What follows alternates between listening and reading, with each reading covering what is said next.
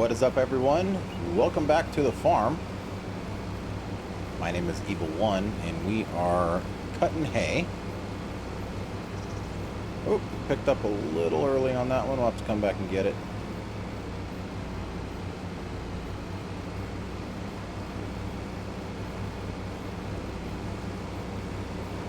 I just took over the swathing duties from my wife. She took the farm truck back to the house and got ready to go get her nails done. She's gonna head into town, and it's been a little bit of her time today. Last episode we got all this cut, well, my wife did, while we were harvesting potatoes. We still need to clean all that up. It's getting kind of late in the day, but not horribly late. We might be able to get that done today. Just want to finish this up for my lovely wife so she can go have some her time.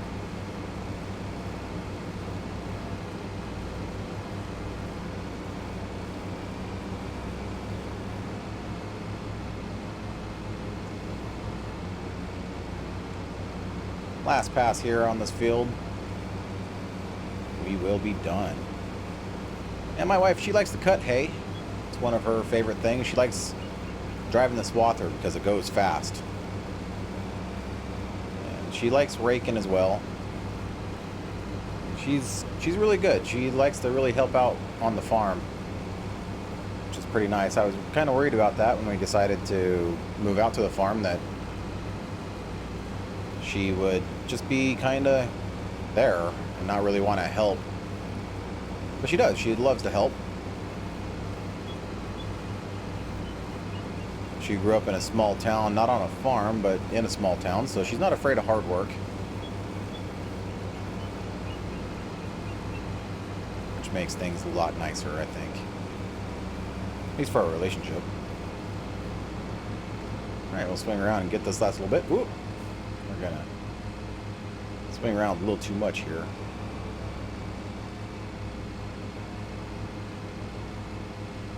Come over that windrow, drop the header. Cut it up, there we go. Alright. Now, I'm not supposed to drive across the windrows like that, or over top of them. I'm trying to get over here. There we go.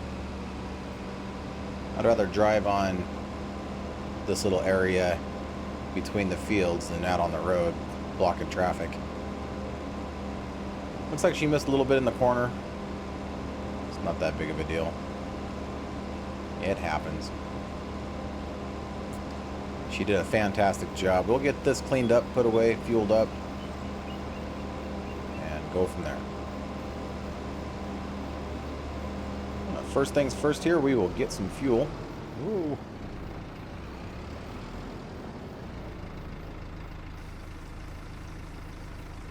Starting to run a little low on funds.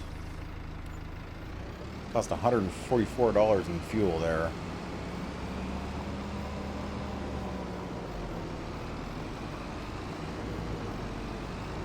Come down over here to this shop. Now we do have to work on this swather, and I think that we need to get some I think that we can get another cutting perhaps before winter, but I'm not sure. We'd have to do our routine maintenance on the swather here. It's been running pretty hard, pretty good. So we'll get it washed up here. We're gonna park it in the shop, and if we can start working on it, great. But I got a feeling that we might be able to get one more use out of it this year. At least I'm hoping we will. We will see. And if we don't, we don't. It'll be in the shop ready for us to go this winter to do its maintenance. Oh, we'll get the header cleaned out real well. The whole thing nice and washed. Perfect. Put that away. Open the shop door here. We're going to do the lower shop. where I kind of like to work on most of the haying equipment down here.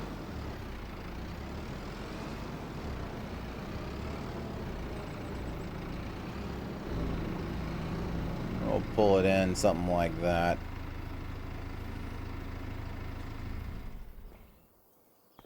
There we go.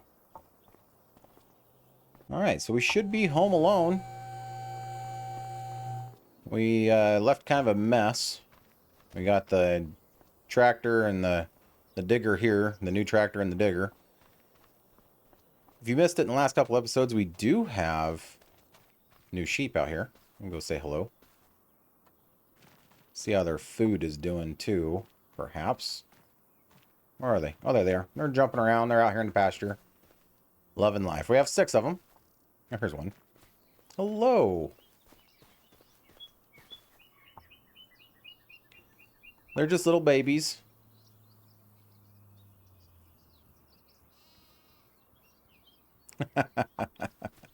Loving life.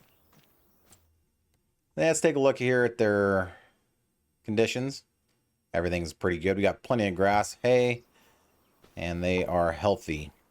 We'll come back over here.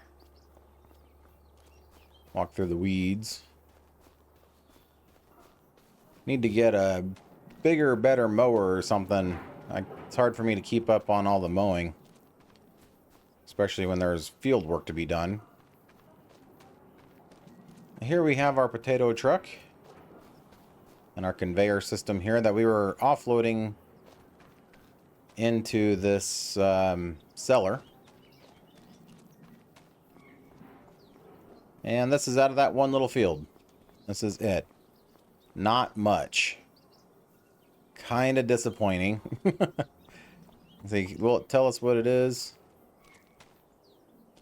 No. I mean, we can see that it's potatoes, but we won't get any more information than that, it would appear. So let's check out the prices really quick for potatoes, because we might be loading this right back on a truck and selling it. We do need some money. Ooh, we're not very good. The best time to sell is December. Let's see who's paying the most. We got 224 and climbing. And that's it. 224 at the Agricor, Montana. So we're going to tag that, see where that place is at.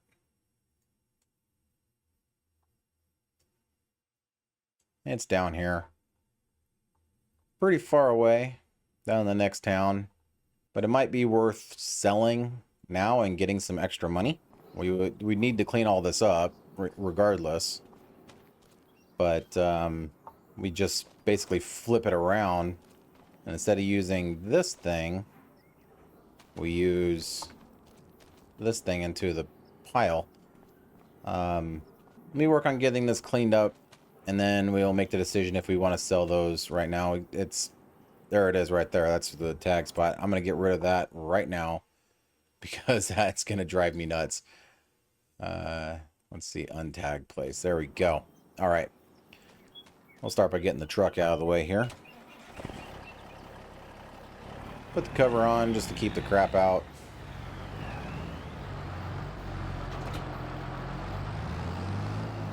And now we need to make our decision. Oh. Wanted to move the forks. And moving the conveyor. We need to make our decision if we're going to be loading up a truck right now, or if we're going to be just putting it away. Part of me wants to load a truck and go. Let's check that price one more time. So it's projected, once again, to be at $255. I guess that's per ton. In December. Or we can sell it now and get $224. This place is a little closer. It's the same price. Let's see where it is at. We'll tag it. Go to the map. It's here. Still kind of a drive. Still got to load a truck. It's not as far.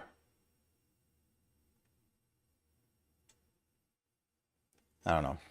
I'm thinking that we're going to do it because we need the money. So I'll make my decision after we get loaded. But for now, let's set this up to load a truck.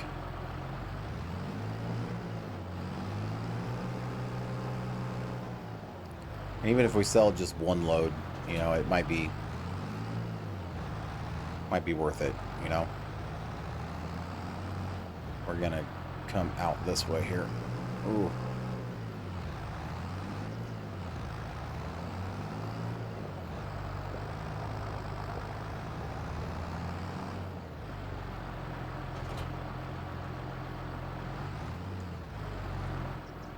All right, so we want to move this one into position.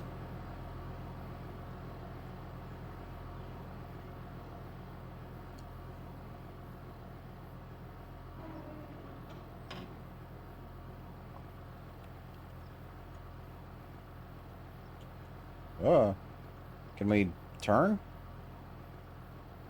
Want to go?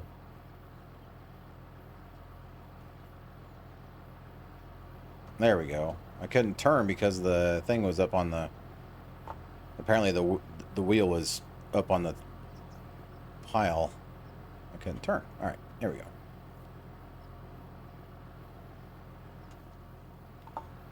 Then we will grab this one.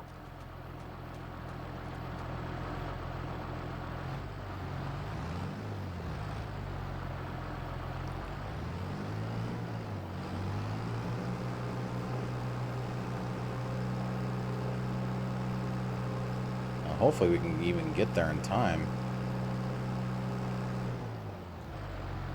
This end has to go inside.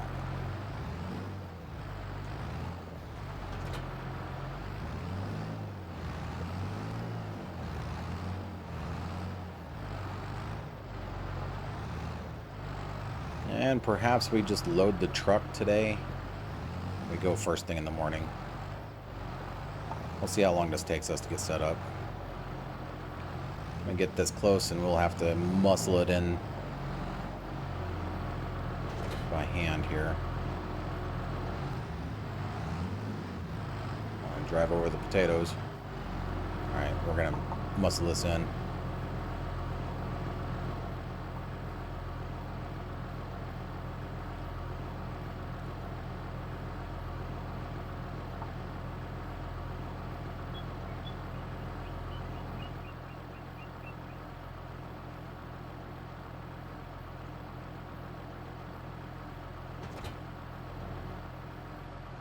Okay.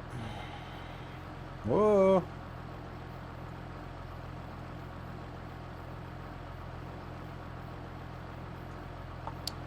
What am I doing wrong here? I want the bottom to slide out. Did I do this backwards? Let's take a look here. No, that's the front. This is where it dumps. I want the bottom part to slide out. Maybe unhooking it. Backing all the way out.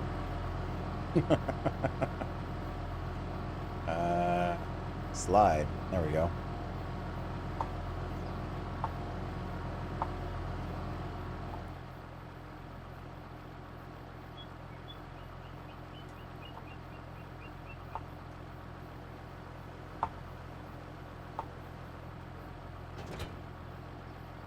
There we go. And that'll give us... Actually, we're going to try and drag that back. Maybe. Maybe not. Okay. Whoa. Wheels on the ground. You know, this is not a problem in real life. Alright, now hopefully I can get out of here. Yeah, because we're going to have to get closer to that pile. It pulled it away from some...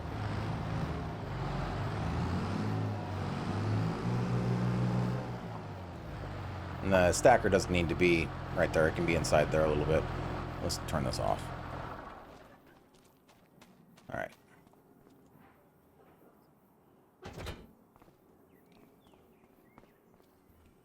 We'll get this into the pile.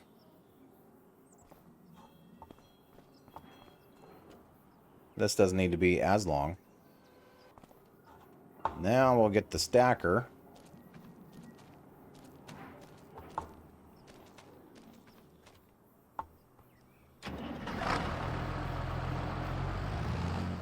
This is going to be pretty tight.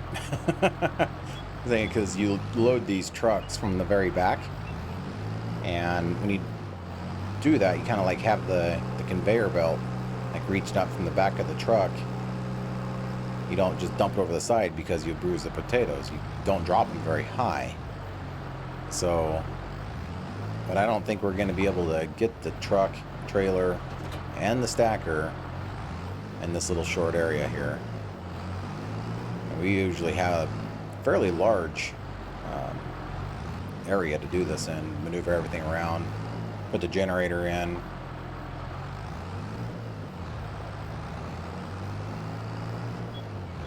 Get this close.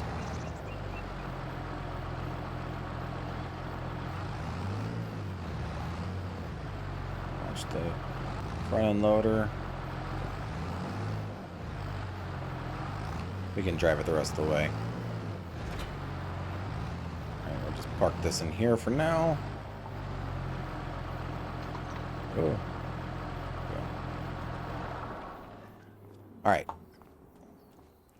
Get, nope, want this thing.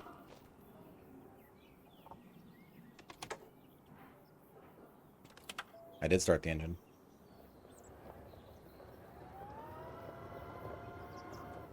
Because we probably could have just driven it the entire way.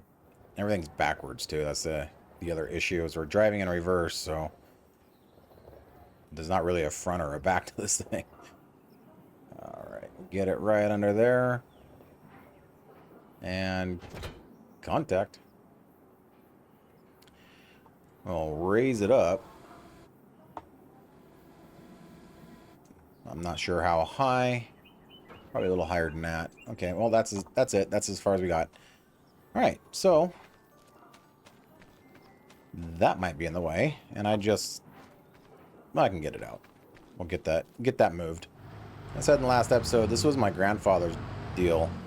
He loved this stuff. Like, he loved conveyor belts. He liked moving materials, and he liked working on them. He liked setting them up. It's like, hey, Grandpa, if you want to do it, that's a you thing. But, I mean, I obviously had to help quite a bit, but I learned quite a bit. It's also been a very long time. Alright. So yeah, usually we'd back up the trailer underneath this thing, and this thing would extend almost all the way out and try and touch the very front of the trailer. We're going to take this trailer right here. We try to reach it in and just stack them up right here, just like reach it almost straight in. And we'd pick it up as the pile got bigger, and then we would just kind of make the pile grow as we filled up the truck from the front to the back. So.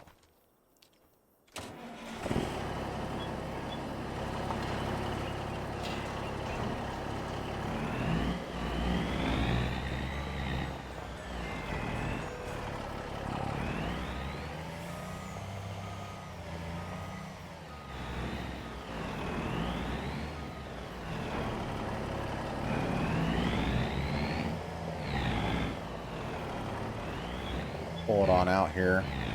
Still need to clean up that digger, but it's fine. It can sit out there in the field for a little bit. I'm not too worried about it. Really wish I had an actual potato trailer. We might be able to do it that way.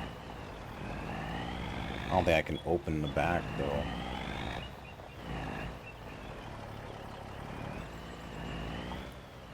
Well,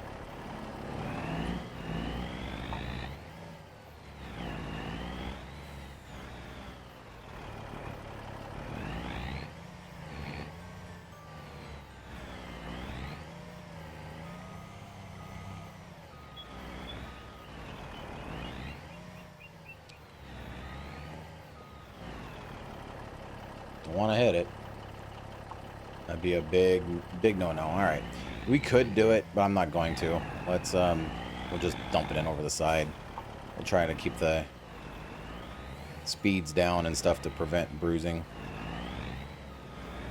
Come on, truck.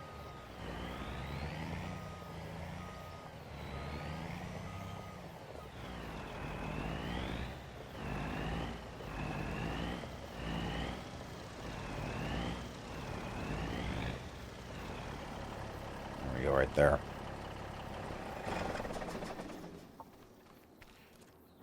All right. I think it should be running. Let's see here. How do I tell it to fill it? Turn on conveyor belt. B. There we go.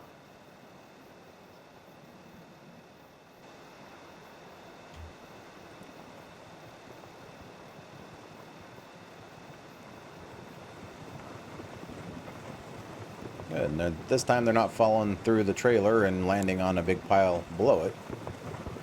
So, testing, that's what was happening with that other digger.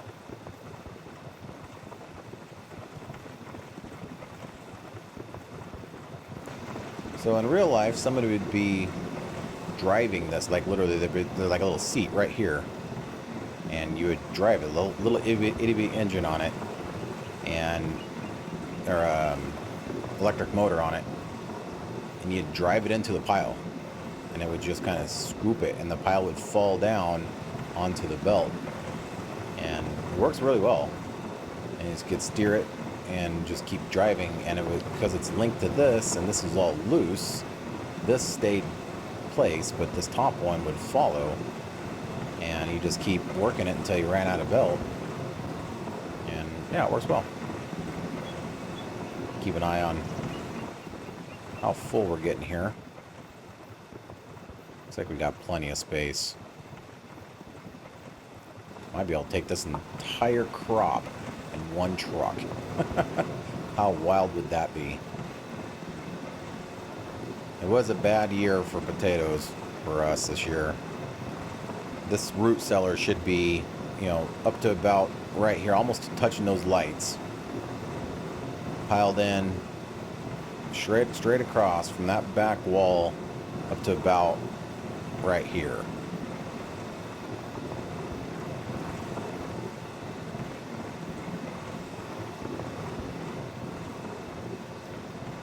It is what it is, though.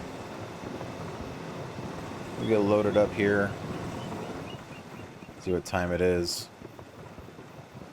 By the time we get finished loading, and then we'll make the call if we're going to leave tonight, or if we'll leave first thing in the morning. If we leave in the morning, then we'll go park this back in the Kwanzaa hut there, and clean up everything. If we leave tonight, we'll clean up everything in the morning. This seems like a lot of potatoes. Wondering if that value is accurate or not. I don't know. We don't measure things in liters. We measure things in tons and, you know, cubic yards. So you tell me if you're familiar with this. Is this like this is a modded trailer, but is that capacity like really unrealistic or not? It seems to me like it might be kind of unrealistic, but I just don't know. So our pile's doing in here. I like the fact that it is taking it from the entire pile. I don't have to drive it forward. I thought I was going to have to. I thought I had to keep this, you know, in contact with the pile. And maybe we will eventually. I don't know how far away that trigger is. Hopefully it stops on its own too. I didn't think about that. Yes, it does. Okay, good. All right. Well, it is 6 o'clock or 4 o'clock, 1600. Let's see. Oh, got save. Not sure how long it's going to take us to get down there. 225. So that's gone up in price for that place there. So that's where we're going to go. We're going to tag it. And we're going to kind of plan our route here. I think if we come south, come this way, get to this intersection, turn south, and we'll be there. Easy enough. We better get going before they close, so we're going to fire up here and get on the road. And it's a heavy load.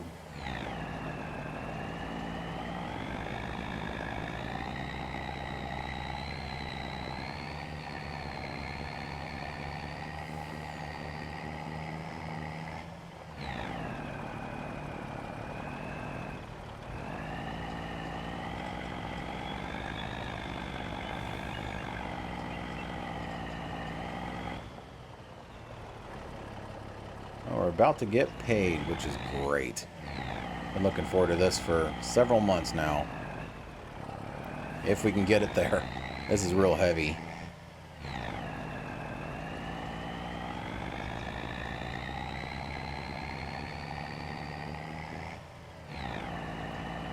$48,000 liters.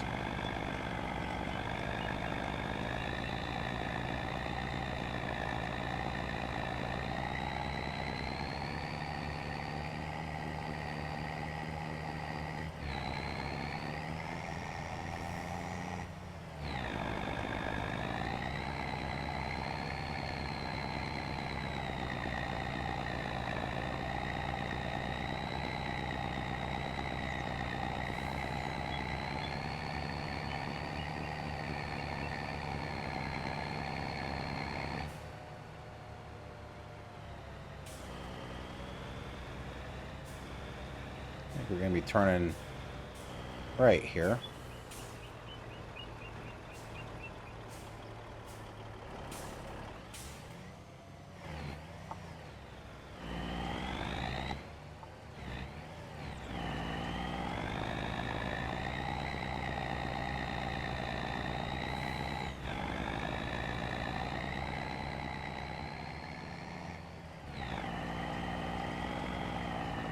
Looks like it should be just right up here on the left. We come into town. I reduced speed to 45. I haven't done 30 yet.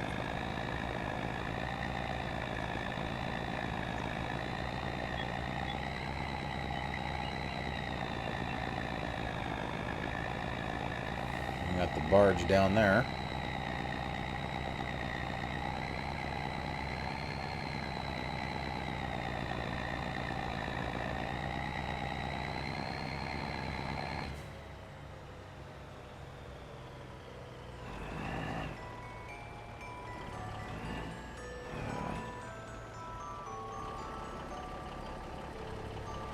City of Hobson.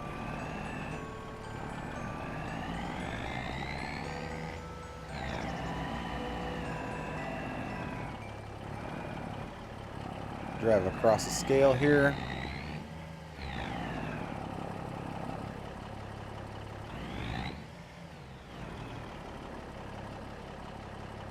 That's how much we weigh. 52,465.8 pounds. That is not bad at all. Alright. Was that the load spot for potatoes? Unload spot. I mean...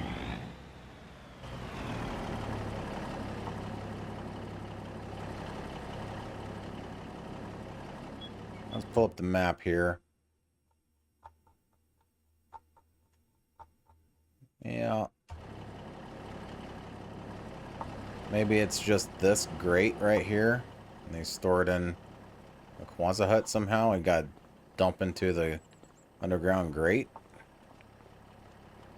In which case, I messed up. That loading out. I got a grate there. I don't know. Let's back up. Go this way.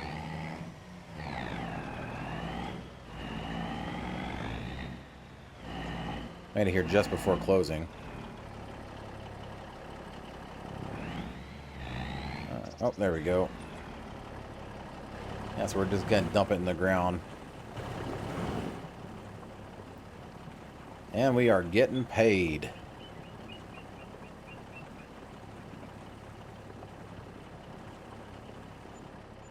Not nearly enough. Got a ding $241 for the environmental score. We almost got 11,000 for the load. We still have some potatoes back home, but boy, that just wasn't very much. This is why I like cab overs right here, because you can turn around on a dime. Let's see what we weigh empty.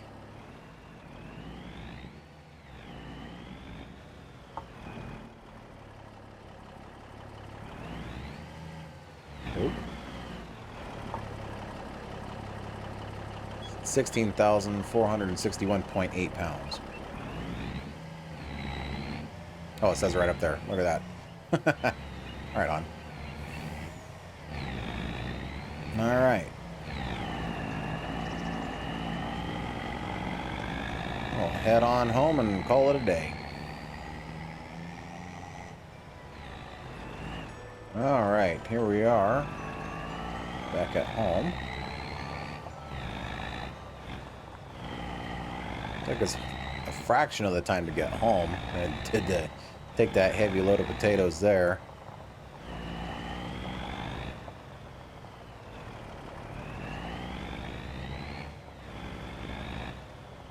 Let's see, I don't think I want to drive underneath that conveyor. Otherwise it'll start wanting to load potatoes. I think we're good.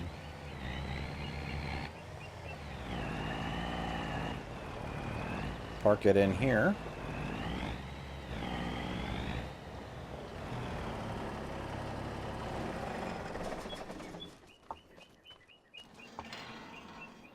Probably should have closed these doors before we left.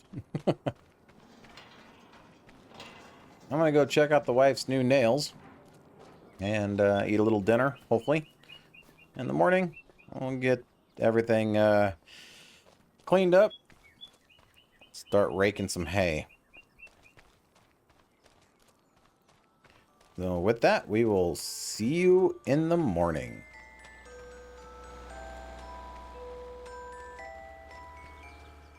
Morning. We just got dinged for something I didn't quite see it. It's August 2nd, 6 o'clock in the morning.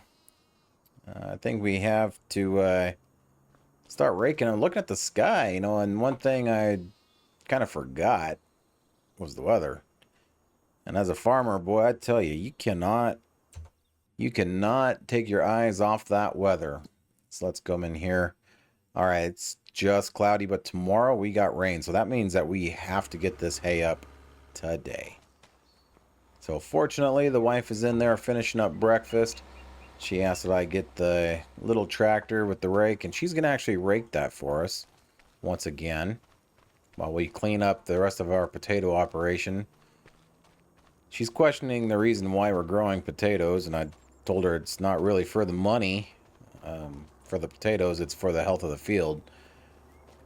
She doesn't buy it, but she said that there's probably other crops we could grow and make more money. And she wasn't too happy with that $10,000, and I tried explaining that it's also the bad yield.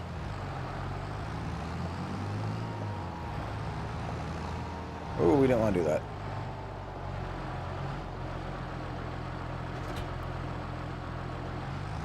Just trying to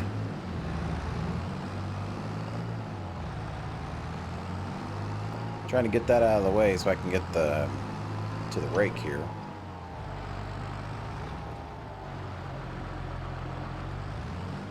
I'll get it pulled up to the shop. We'll get it greased up. I'm ready for her to take over and start raking. We'll run inside and grab a grease gun. I'll start greasing it up. Alright, she's all greased up. Wife is ready to go. Bring it over to where she can start working on it. Working with it, rather.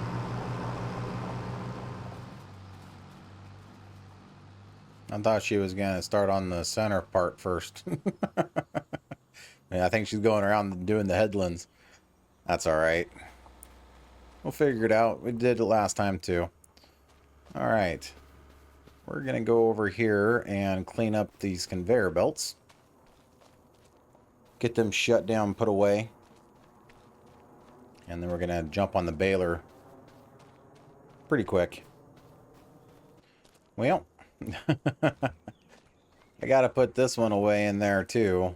It's kind of parked right in the middle of the road, but my wife has the little tractor and well, we got the new tractor over here that needs to be washed and put away. We can use it after we put away the digger. So we'll go grab this digger.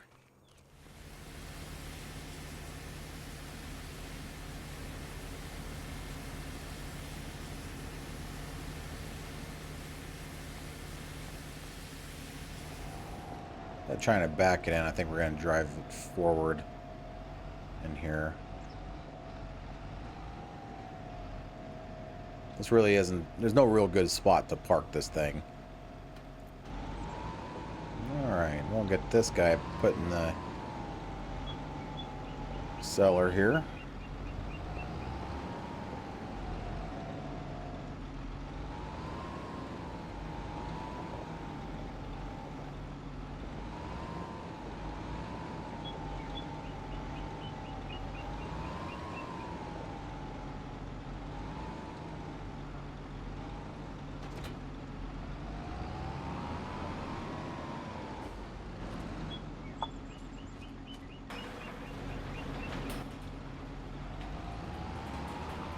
I'll run over to the house really quick. I'm going to check on the sheep. And I'm going to get on that big tractor, hook up to the baler, and start baling again. Alright, sheep are doing pretty good. And while I was out there walking around, the neighbor Bill showed up. And he pulled in here and was banging on the door looking for me. He talked with my wife just over there. She said that I was over here somewhere. So anyway, he saw that we were out there a couple months ago now and baling with all those small bales. And he said that those small bales are great, but big bales are better. Now, big bales were always kind of a pain in the butt for us. They were really new. And, you know, you can't really move them around. A small bale you can just pick up and move. But anyway, he has offered the use of his big baler and tractor. He said our tractor, even our new one, isn't big enough. So he's offered the use of his square baler and tractor. We have to come down here and get it. And I'm kind of excited. He asked me if I've ever driven a John Deere tractor before, and I said, yeah, the older ones, but he's kind of chuckled and said, I'll get a kick out of this. Apparently it's got a seat massager. So he said everything should be right here. He said the baler is inside the shop. This is his kind of his satellite shop area where he keeps some equipment. His house is further up the road there. I see the tractor. So we'll pull up here out of the way. I think this will be out of the way. I'll leave the keys in it just in case he needs to move it. Yeah, that's his house right there. So where is the baler? He said it was in the shop. Oh, I think I just saw it through the window. There it is. Oh my goodness, that thing is massive. Wow. Okay, well, I'm excited. We're gonna do some big bale work with it here. Now, I don't have a good way of picking up these bales. And I told him that, and he said that he might have a solution for me, but it's broke down at the moment. This is the tractor. Yeah, it's the 8R.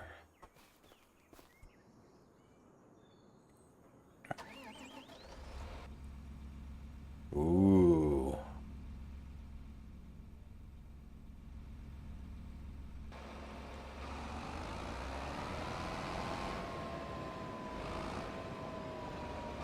Got 265 hours on this tractor. He's been using this tractor quite a bit. I can see why. It's very nice.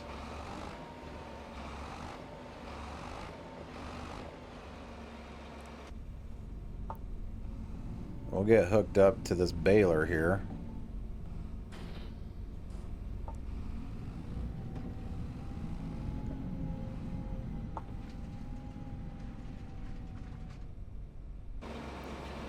We're just gonna try it. Oh, we gotta pull way forward. We're gonna try it. See if it's something worth maybe investing in ourselves. Said that the buyers, the big commercial people, they prefer the bigger bales, and they'll give us a better price. Small bales are great for selling, you know, a ton here, a ton there to like the local ranchers and whatnot. But the big bales, oh, what was that? Oh, the head went down. The big bales is where the money's at. We'll turn on our beacons here. Wait for a bunch of traffic to go. Fully loaded with twine. I'm hoping for very good things out of this baler. But as I was saying, we don't really have a good way of picking them up. We have the front end loader on the little tractor. We can do, you know, one bale at a time, picking it up and oh, looks like my wife is stuck up here. All right. Turn off the beacons.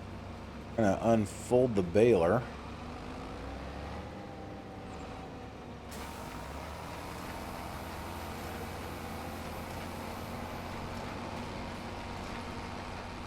We'll lower the pickup head.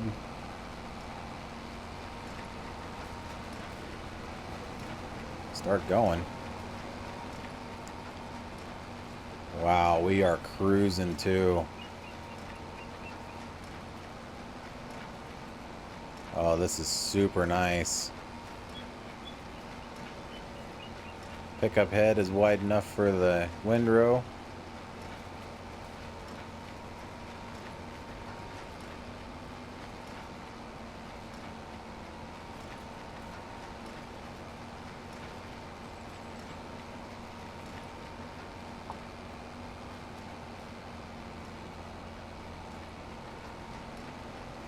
Never been a fan of round bales. I honestly have no idea why people like round bales. I get that they might be easier to feed the livestock. You just kind of unroll it. It's like unrolling a windrow. But square bales, you can stack them easier. They don't roll away. You don't have to stop to unload them out of the baler. Easier to move around. I don't get it.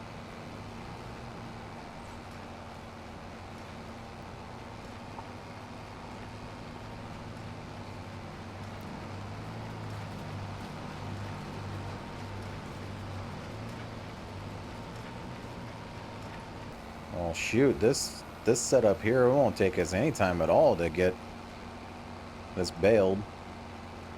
I don't know how much we're actually going to do, just because we can't pick it up yet.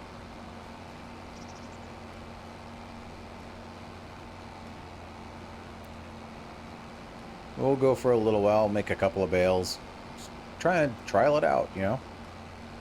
That's what it is.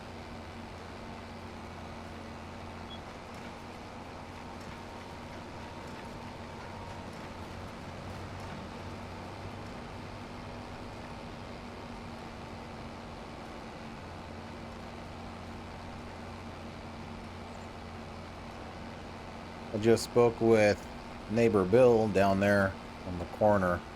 As I turned around, he was down there waiting for me, wanting to know what I thought of it. And I told him that I'm in love with the tractor, and I'm even more in love with the baler. Um, I told him I'll do whatever it takes to buy it from him. Unfortunately, he said it's not for sale. But he'll keep his eyes out if he ever hears anybody selling one. But we can certainly use it as much as we need to get this all done. He did also say that there might be a available transport available either soon or currently. And I haven't looked at it yet. I got to go to the dealership and talk to them or call them and see what they say, because currently we can pick these up one at a time with the front end loader on the little tractor. Don't really want to do that though. That just take forever. So, but if we have to, we will. And then we have to store them in our barn. Probably going to take up a little bit more space, but there's less of them, so technically it should take up about the same amount of space.